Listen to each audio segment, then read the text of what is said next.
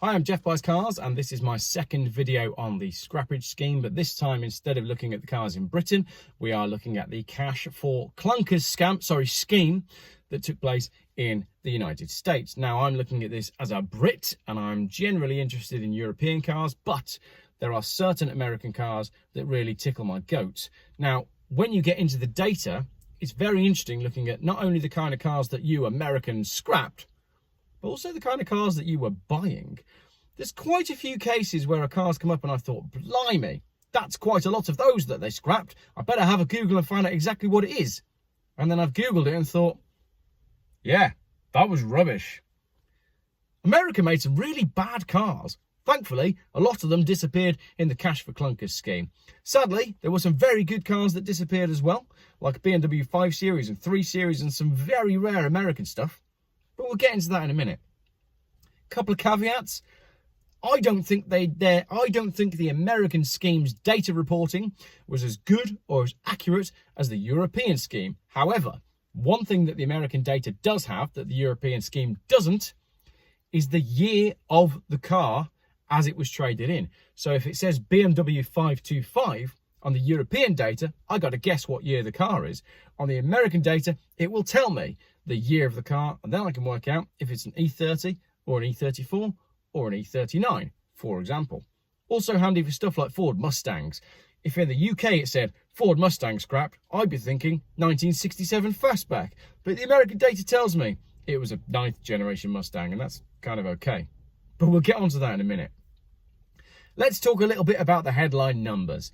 677,081 vehicles scrapped, and I've worked out that out of that, 175,000 were cars, 80,000 were vans, 420,000 were trucks, pickup trucks, Chevrolet Blazer 4x4 things that the Americans love, SUVs. Let's hope they catch a fish whilst I'm filming this video. That would be brilliant. The top 15 cars that were scrapped as part of the scheme. So these cars I'm going to list now make up 100,000 of that 677,000 total. Dodge Caravan, 23,000. Plymouth Grand Voyager, pretty much the same thing, 10,000. Mercury Grand Marquis, 9,500. Chrysler Town and Country, 9,200. Mercury Villager, 8,700. Nissan Quest, 7,700. Lincoln Town Car, 7,000. Toyota Previa, 4,500. Cadillac Fleetwood, 4,500. Cadillac DeVille, 4,000. Cadillac Seville, 3,000. Ford Crown Victoria, 3,000. Ford Thunderbird, 3,000. Honda Passport, 3,000. Lincoln Continental, 3,000. So that's basically a big wedge of the data there taken up by those cars. What I do find quite interesting is none of those cars are very desirable now. Yes, a Dodge Caravan is cool if it's an early one, but most of the ones scrapped weren't. Yes, a Plymouth Grand Voyager is cool, but these were thirsty petrol engine cars that were getting scrapped. Yes, a Chrysler Town and Country is cool. No, a Mercury Grand Marquis is not cool. Lincoln Town Car, is anybody bothered that a lot of Lincoln Town cars were scrapped? Toyota Previa, sort of the same thing. Cadillac, Fleetwood, DeVille, Seville. Get the pictures out of your heads of the nice looking squared off Cadillacs of the 70s and 80s. This is predominantly newer Cadillacs that were very much not cool. This is where the data differs in the USA. You look at some of the cars and you think, it's quite a lot of those scrapped. Not a bad thing. America got really bad at making cars in the 90s and early 2000s, speaking as a European. But then again, you guys know this as well, because you all started buying BMWs and Mercedes instead of the Cadillacs, leaving the Cadillacs to basically the old people. And your market just kind of went weird because everybody wanted to drive European stuff because A, it worked, B, it used less fuel, C, it was smaller, and D, it was cool.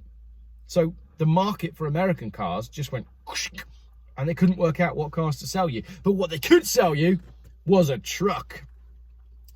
Let's have a look at the trucks that we lost. In at the top, the Ford Explorer, second generation, 41,000 of those. That's the largest number of all vehicles at all. Ford Explorer, second gen, lost more cars than anything. Second place, Grand Cherokee, Jeep, 30,000. Third place, Jeep Cherokee, 25,000 Jeep Cherokees. That kind of hurts. And we'll get onto that in a minute, because a lot of Comanches were lost, which is the two-door pickup truck Cherokee variant, which we never got in the UK. And I always thought were really cool. They all went in your Cash for Clunkers scheme. America's best-selling car for basically like forever, the Ford F-150. This is the 9th generation F-150, 23,000 of those. Chevrolet Blazer, 21,000. First gen Ford Explorer, 17,000. Dodge Ram 1500 pickup truck. You guys love these things. 15,000 of them scrapped. Staying with pickup trucks, Chevrolet C1500, 13,000. Dodge Dakota, 13,000. Ford Ranger, 13,000. Then another F-150, this time the 8th generation, 11,000 of those. Nissan Pathfinder, 10,000. Chevrolet K1500, 10,000. GMC Sierra 1500. I always quite like those, especially in that green colour they did. Anyway, 8,000 of those. And in last place, the Dodge Durango, 8,300. The Durango does nothing for me. I'm not going to do the same thing for the vans, because they're vans and I don't really care. But, for example, GMC lost pretty much all of their G-Series vans. Loads of those gone. The Ford Windstar, 22,000. The Chevrolet Astro, 13,000. And the Ford E150 Econoline, 6,700. Chevrolet G-Series and GMC G-Series make up about 9,000 units. So there's a lot of vans that were lost there. 77,000 vans in total. So let's get into looking at some of the makes and the models from the data. Very quickly, take a quick look at who the biggest losers were in terms of quantity of cars lost. Ford, 195,000, Chevrolet 118,000, Dodge 75,000. That's the top three. But look how different that figure is between those three. Ford at number one, 195,000. Dodge in third place with 120,000 less. Maybe that says just how many cars Ford sell in the USA. Jeep in fourth place, 63,000, and GMC 34,000. Another big jump down from Jeep to GMC. Then you've got Mercury, Nissan, Toyota, Cadillac and Isuzu in order, followed then by Lincoln, Chrysler and Plymouth, all working their way down from 22,000 for Nissan down to 10,000 for Plymouth. Those are all the manufacturers that lost more than 10,000 vehicles in the cull, the government scheme. Mercedes-Benz, if I could just pick out some luxury brands here. Mercedes-Benz, 5,200. Lexus, 4,500. BMW, 3,500. One of them was an E30 M3 and one of them was an E34 M5. But we'll get onto that in a minute, because it gets worse. Buick, do you still class that as a posh brand over there? I'm not sure, but 3,000 of those. And then looking at some European stuff. The Volvos, you know I love the Volvos. 2,232 Volvos gone, and a similar number of Land Rovers. Again, comparing the British and American scheme, the Jaguar did a lot worse in the USA, but I think they made and sold more in the USA because you guys don't really care how much fuel, or you didn't up until recently, care how much fuel something uses. So stuff like the Jaguar XJ V12 that was averaging like 9 miles to the gallon, you guys were like, oh yes, European car, let's get that. And in England, we were, driving around in Morris Oxfords. Your cars were always cooler than ours up until like the 90s. Saab lost 600 cars, not too many. Eagle, they were pretty rare in the first place, lost 157. Alfa Romeo lost 26. And ASC Incorporated lost 4 vehicles. That's the GNX, isn't it? That's the little Buick GNX. Yep, 4 of those were traded in. There's some very interesting things when you start to look at the really rare stuff. For example, by La Forza and 2 Roush Performance F-150 trucks. Who trades in a Roush Performance F-150 truck? Surely that was valuable. My favourite two cars that I found whilst going through the data were the extremely rare Duntov GT, which was basically a Cadillac with a gigantic 5.7 litre engine. It was $15,000 above the base price, and it was basically a limousine powered by a Corvette. Brilliant! They didn't make many of them. Someone scrapped it in the cash for clunkers thing. Shocking. Another one that I found was a Mercedes-Benz W126 560 SEL Pullman. That's a limousine. Somebody traded in a Mercedes-Benz limousine. Tragic. Right, going into the makes and models, let's take a little look at the breakdown. Acura lost 2,200 Legends. Alfa Romeo only lost 23 164s. Again, sort of says just how few of them were over in the States to start with. AMC Eagle, we've lost 58 of those. The ASC Incorporated GNX, touched on that before, 4 of those. Next, in alphabetical order, is Aston Martin. What on earth is Aston Martin doing in the Cash for Clunkers scheme? A DB7 Volante, one of them. That's a convertible Aston Martin that someone chopped in as a scrapper. Unbelievable. Right, the Audi 100, 352 of those. Only 38 Audi A4s. You may recall from my British video, that figure was way higher. But 12 of them were S4s. 12 Audi S4s were traded in.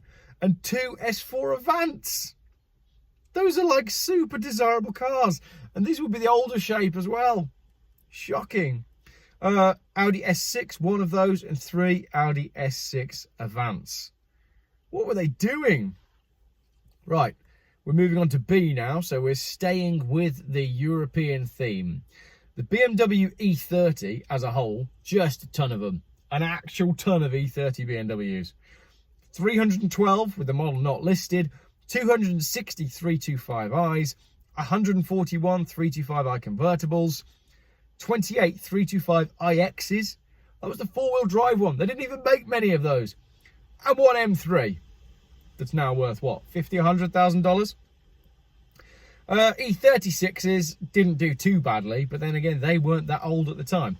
241 325s, 84 325i convertibles, 9 325 ISs, 12 325 IXs. Let's go on to the BMW 5 Series, because this one's painful. 525i, 500 of them. 525i Touring, 57. 530, 112. Touring, 50. 535 E34, 273. That's a V8. As is the 540, 100 of those. Sorry, 150. I just found 50 more. I've also got one 5 Series E34 M5. Mental. BMW 6 Series E24, 44 of those, plus 13 CSIs. Let's have a little look at the 7 Series data. The E23, which is the oldest one I've got listed, 77 of those. And the E32, I've got 111 of those, plus 254 735i's. Now, getting on to the bigger engine cars, E32 740, 86, 750 IL, E32, 81. Let's look at the E38 7 Series. This is James Bond shape. This is the one I really like.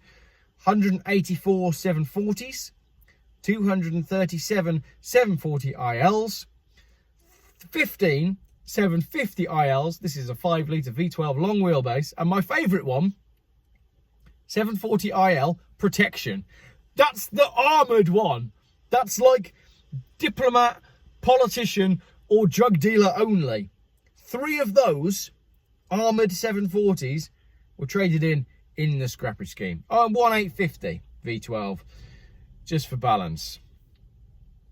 Buick lost a fair few cars. None of them were particularly worth mentioning, though, because, as I said, this is sort of the time when Buick were making the kind of cars that nobody really wanted. However, there was at least one funeral coach / hearse.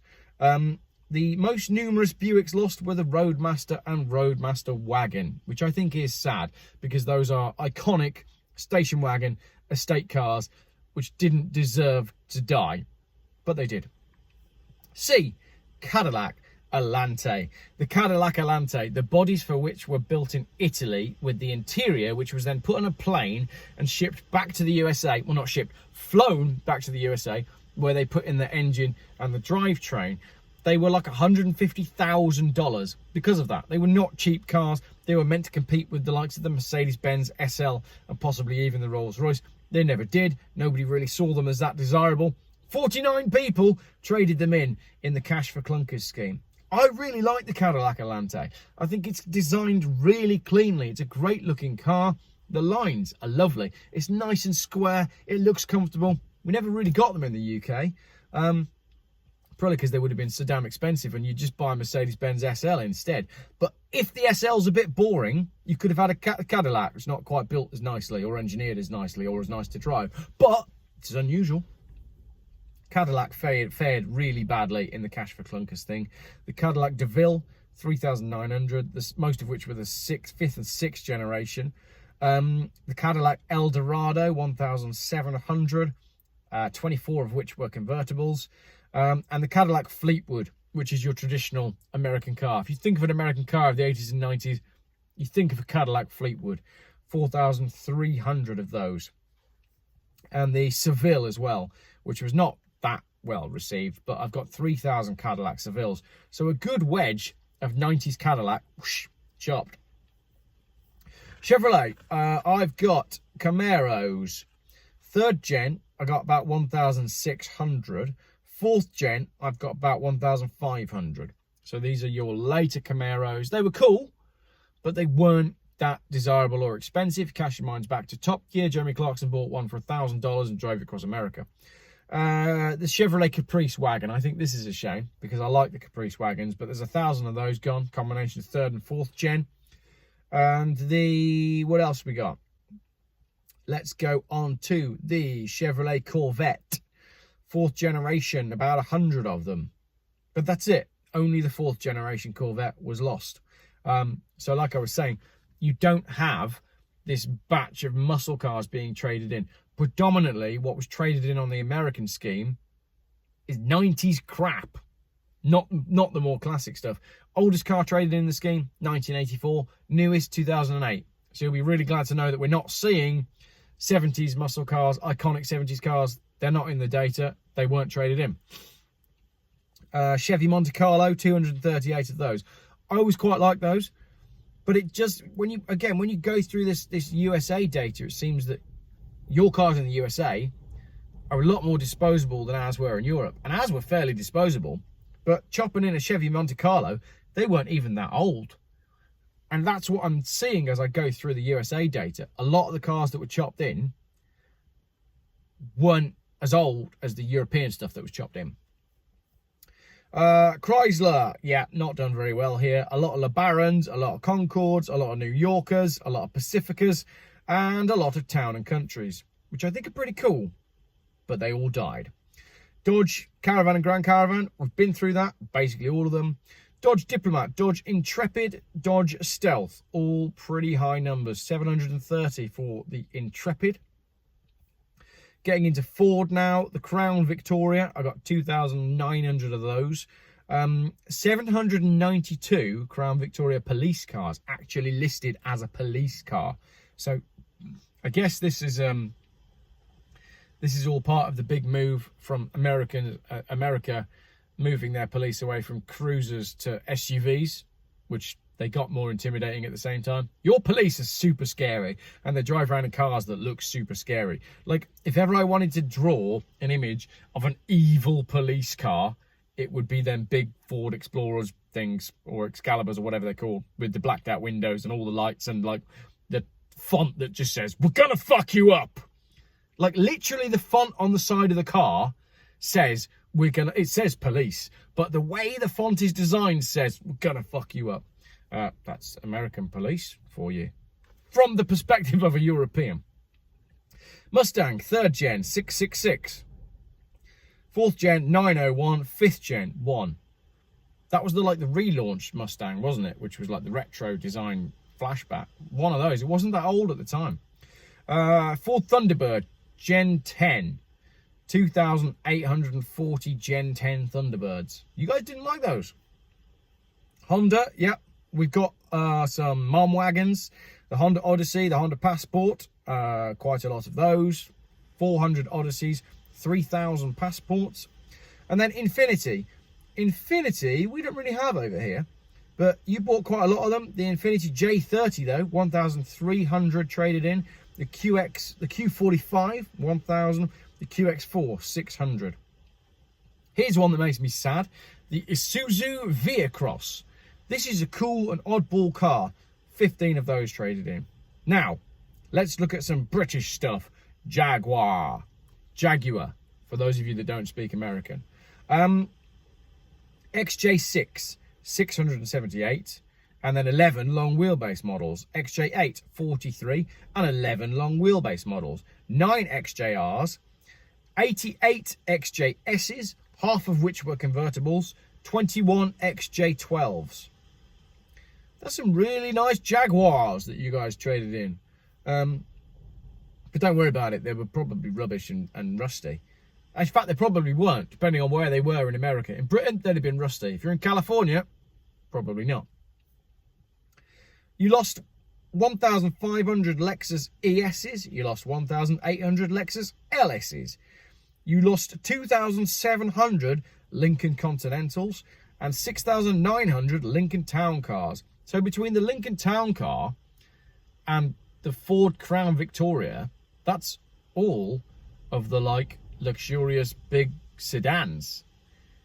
And the other names and makes and models, but that style of luxury sedan, just gone. Here's a luxury brand, Maserati. The Maserati 220e, one of those. The Maserati Bi-Turbo, 4 of those. The Maserati Quattroporte, one of those. That's a shame. Right, Japanese stuff. RX-7, Gen 1, 12, Gen 2, 352, Gen 3, 1, and 1 RX-8. Mercedes-Benz, the 190 Saloon, 216 of those. W123, 1,000, W124, 1,300, W124 Coupe, 120, 400 Mercedes-Benz MLs, S-Classes, 126 S-Class, 1,671, W140 S-Class, 318, and I broke out the V12s as well. You lost 10 V12 S-Classes. S-Class Coupe, very cool cars. You're talking your 560 SEC, W126 shape, 126 of those, different engines, but they were luxury saloons. They were more expensive when they were new.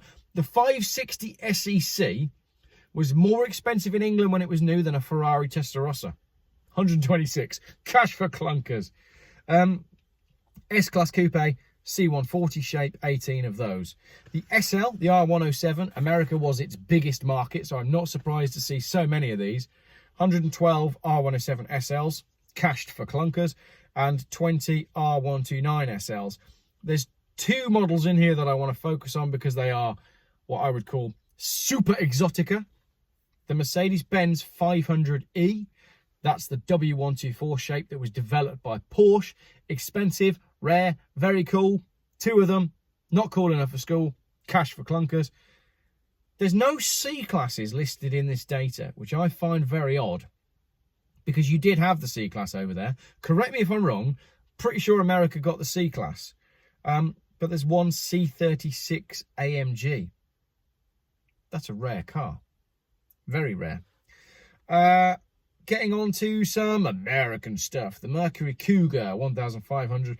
The Mercury Grand Marquis, almost 10,000. But look at it. Do you want one? Mitsubishi 3000 GT, very cool car, not cool enough. 176 of those, plus 6 spiders. While we're on M, the Merca XR4 Ti, which we understood as a Ford Sierra XR4i, 18 of those. Cool cars, and pretty rare in the States. This one's going to sting. Nissan 300 ZX, 363 of them. Oldsmobile lost a few cars. The Oldsmobile Aurora, 1,800 of those. The Custom Cruiser, I quite like the Oldsmobile Custom Cruisers. Second gen, 191. Third gen, 123. Oldsmobile Cutlass Sierra Cruiser Wagon, handful of those. Cutlass Supreme, sounds like a pizza. 695 of those lost. And the Cutlass Supreme Classic, also sounds like a pizza. 30 of those. The biggest loser in Oldsmobile was the Silhouette. Again, not a car I want. 1,133 of those lost. You lost a few Peugeot 505s as well, which was a shame, because there wasn't many 505s there, but there was only about 20 of those lost. Plymouth didn't do so well. Plymouth lost 10,000 Grand Voyages, as I've said. Then we get down into, what else have we got in Plymouth? There's nothing there worth mentioning, and I think that says quite a lot as well. There's a few other models. I'm not going to bother with any of them. I'll just put them there. Pontiac lost 86 Aztecs. I find this very sad because the Pontiac Aztec was well ahead of its time. It's a funky SUV that's designed with lots of weird jaunty angles and like a weird but kind of cool front end. In 2022, that would sell in droves, because in 2022, people don't care how ugly their cars are. But back then, everybody looked at the Pontiac Aztec and went, nah, they should have bought them. Anyway, 86, gone. Firebird, third generation, 356. Fourth generation, 195. Pontiac Grand Prix, another car I find very cool. 302 of those gone. The Pontiac Transport, same as the Oldsmobile Silhouette, 1,700 of those. Sad, because that's a cool looking car. Although, as part of my research for doing this video, I found out that the Gen 1 Pontiac Transport Oldsmobile Silhouette was like the most dangerous car in the world ever at 40 miles an hour if you crashed it. So maybe not such a bad thing that we lost those.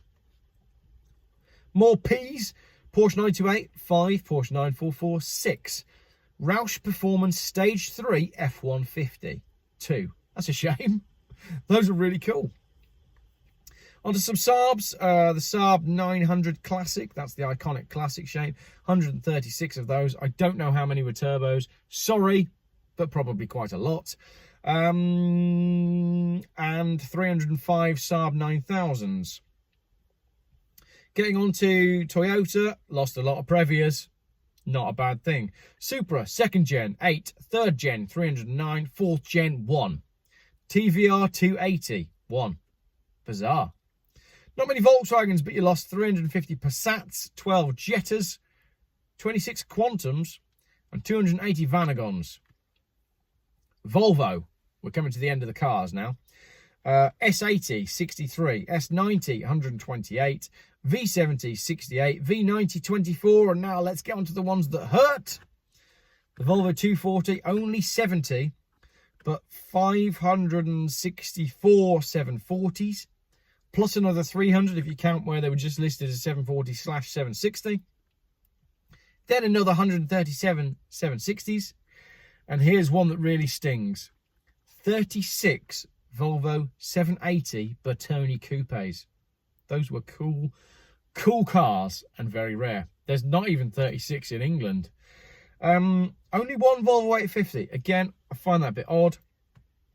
I don't think the data is as complete as it could be. 288 940s and 561 960s. So that is my whistle-stop tour through the American scrappage data. Let me know what you think. If you made it to the end of the video, what's an American word for unbelievable? Hot damn! If you made it to the end of the video, just write, hot damn, Geoff, that's nuts. Hot damn, Geoff, that's nuts. For those of you that are European that are watching, yeah, 677,000 vehicles scrapped. I do find it interesting, and let me know if you agree in the comments, that a lot of the cars that were taken off the road in the American scourge were crap. Cars that you wouldn't want to buy. But that's just all to do with the way the American auto industry went. There are other videos available. There's this one here from, I can't remember his name, but it's a brilliant YouTube video on what happened and why the cars went so bad. And I think if you watch that video, it explains the Cash for Clunkers scheme in much more detail. Thank you very much for watching. And if there are any specifics that you'd like to know, let me know. As I said with the last one, I will work out getting this data up on my website so you can analyze it yourself. But cheers. Yeah. Hot damn, Jeffrey. That's nuts.